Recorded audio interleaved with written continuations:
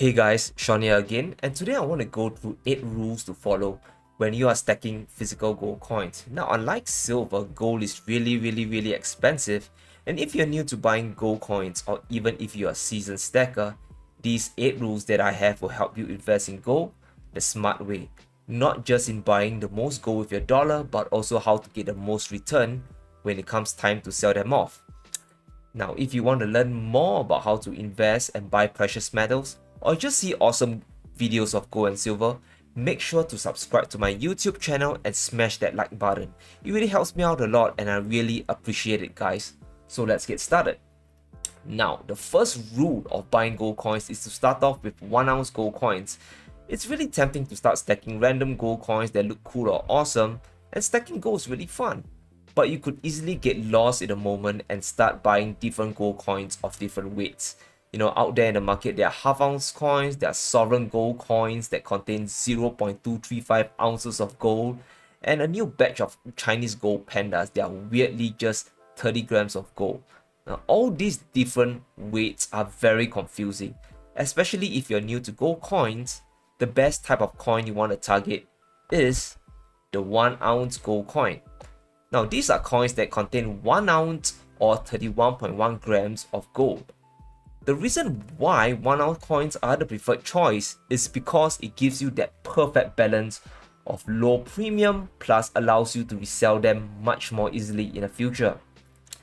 So for every gold coin that you buy, you will have to pay a physical premium above the spot price. So essentially, it's the cost to mine the gold out of the ground, refine it, and stamp it into a coin that you can physically hold. The premium you can see for this 1-ounce gold kangaroo over here is around 5 to 6%. But for half-ounce coin, the premium jumps to 10 to 12%. That means you're paying more dollars for less gold.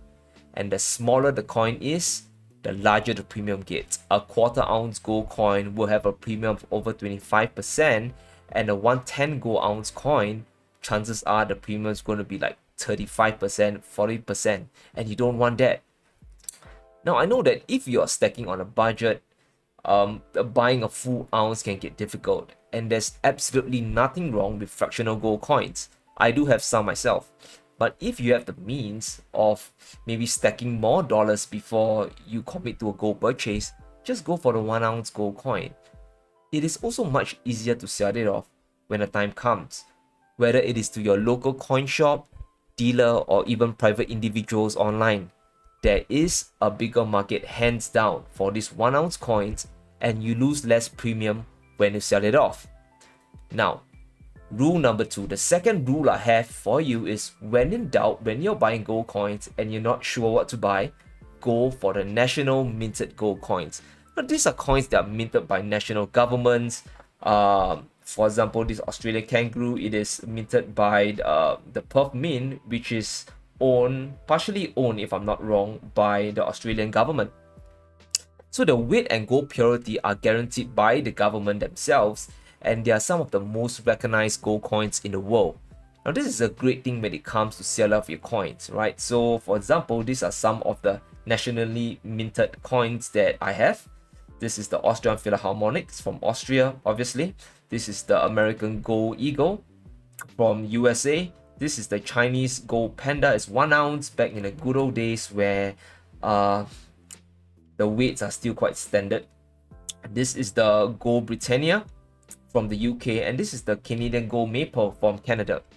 Now, the beauty is, for example, for 1 ounce American Eagle, it is one of the most popular bullion coins around. That means you can easily sell it off anywhere around the world and no one will dispute its authenticity. Now, coins like the Canadian Maple, the UK Britannia, and Australian Philharmonic are all easily recognizable, and at the end of the day, you can sell them off for higher premium compared to just generic gold rounds or bars. So if you're starting out and if you get a little confused about what kind of coins to buy, you can't go wrong by buying any one of these coins that you can see over here. Now, rule number 3, 22 karat versus 24 karat coins. Do they matter? Now, this is my third rule that I have for you.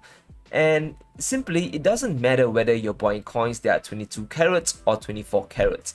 Now, 22 carat coins are coins that are minted with 91.67 gold mixed with an alloy of either copper or silver. And this allows the coin to be more durable because pure gold is actually very soft and can be easily scratched. So for example, over here, this is a gold Kuguran.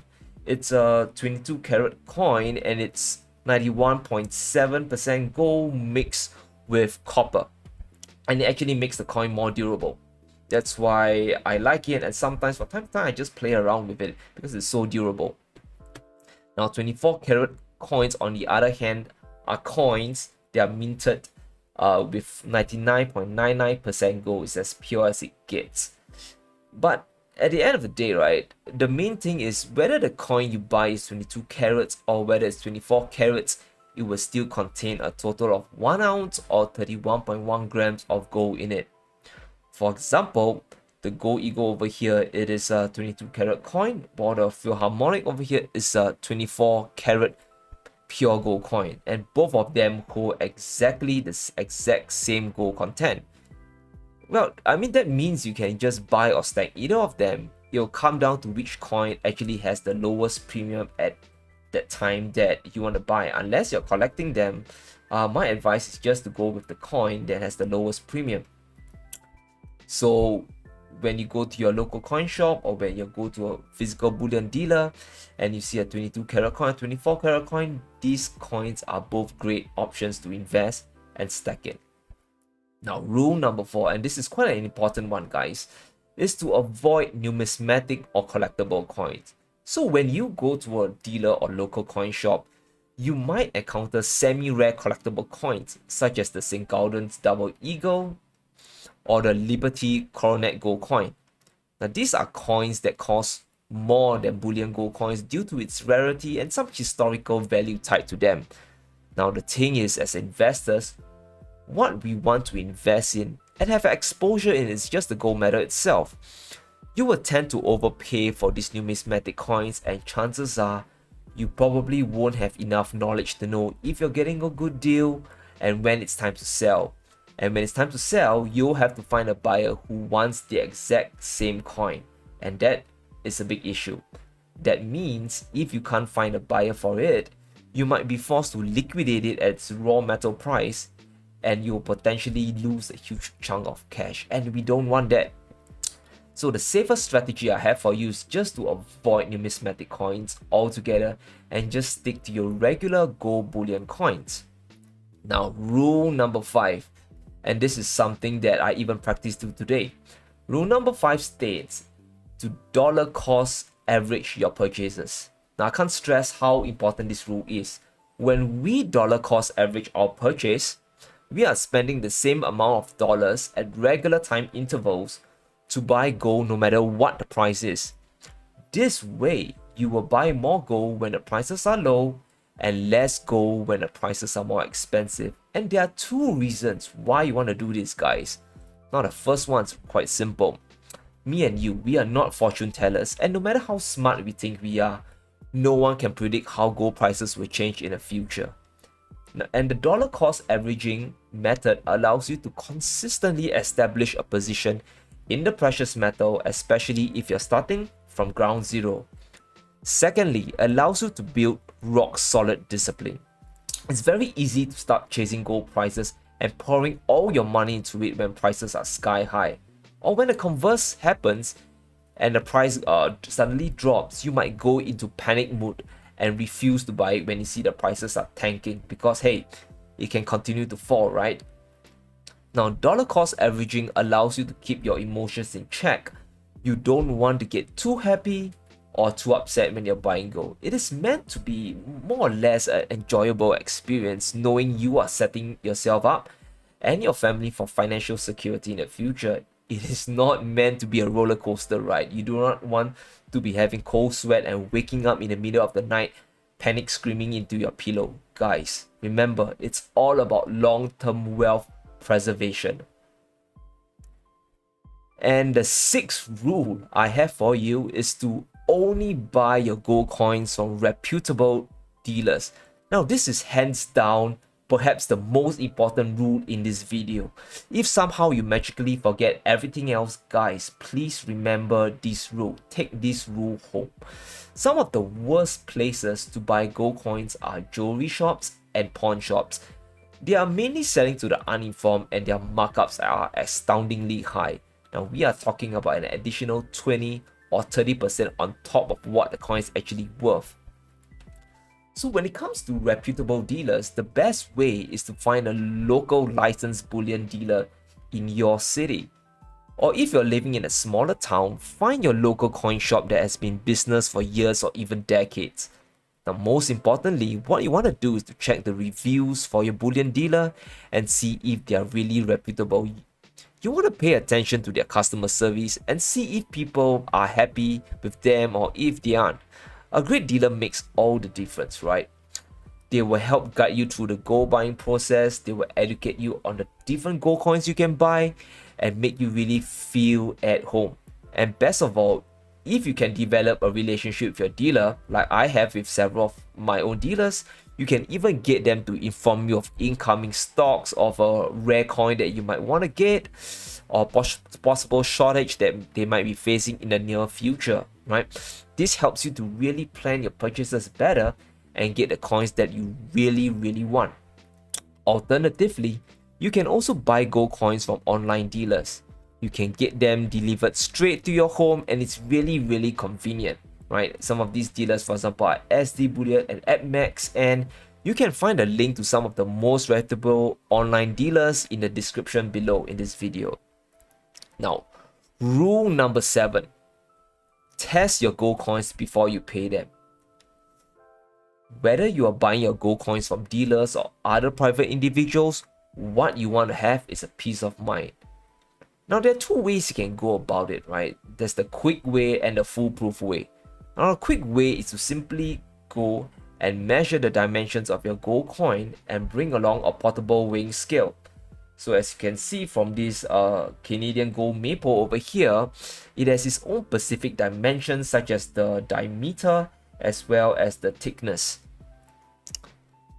that you can verify. Just go online and just do a Google and you'll easily be shown the information about its specifications, and you can double check it with its weight. So for 1 ounce pure gold coin, which I recommend that for now at least you only focus on, you should see a 31.1 grams for each gold coin. And if this correlates together with the rest of the specifications, chances are you have a legit coin on your hands. Now, if you have been around long enough, you probably have heard of fake gold coins that have a tungsten core and coated with a layer of gold. Now, tungsten has almost the same exact density of gold, and that is a problem. That means a fake coin with a tungsten core can very well pass the dimensions and the weight test. And truth be told, right, these fakes are not very common, but they are a clear and present danger that we can't really ignore. That's why you need a more in-depth test. So there is a precious metals verifier that most bullion dealers have. In fact, some individual investors that I know of, and I personally am going to get one soon, use this, the Sigma Metalytics Precious Metals Verifier to verify the authenticity of their coins, right? So essentially, right, this verifier sends a signal under the surface of your coin. It even goes through the plastic casing to see really if it's pure gold or not. And it's one of the fastest and cheapest way and one of the most accurate ways actually to test if your coin is really made of gold or not. Now, you might be thinking, is a test really necessary? Yes, it really is necessary. The last thing you want to do is to shell out thousands of dollars for a fake. So just remember, don't worry about doing the check. If the coin is legit, the person selling it to you will have no problem about doing the test to help put your mind at ease. So really try to insist for a test every time you're going around buying gold, and make sure that it's legitimate gold before you exchange money for it. And this is the last and final rule I have for you. Rule number 8.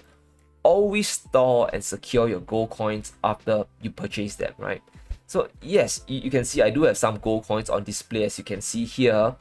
But when I'm not filming videos, they are securely stored in a safe that I drill into the wall in my home, right? In fact, most of my precious metals are stored in a combination of private and bank vaults away from my home. And I live in Singapore, and it's one of the safest countries in the world, but I don't want to expose myself to more risk than is necessary.